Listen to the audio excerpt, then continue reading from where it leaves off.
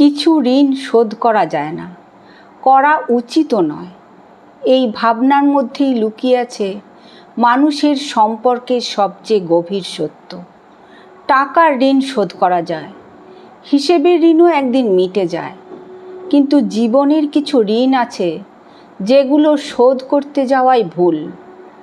মায়ের নির্ঘুম রাত, বাবার নিঃস্বার্থ ত্যাগ, শিক্ষকের শেখানো পথ, বন্ধুর নিঃস্বার্থ পাশে থাকা, কিংবা বিপদের দিনে কারো বাড়িয়ে দেওয়া একটি হাত, এসবের মূল্য কোনোদিনই সমান করে ফিরিয়ে দেওয়া যায় না। আসলে এই ঋণগুলো শোধ করার জন্য নয়, বয়ে বেড়ানোর জন্য। কারণ এই ঋণই মানুষকে বিনয়ী রাখে, কৃতজ্ঞ থাকতে শেখায়। যে মানুষ ভাবে আমি সব শোধ করে দিয়েছি, সে অজান্তেই সম্পর্কের দরজাটা বন্ধ করে দেয়। ভালোবাসা, মায়া, মমতা আর ত্যাগ কখনো লেনদেন নয়।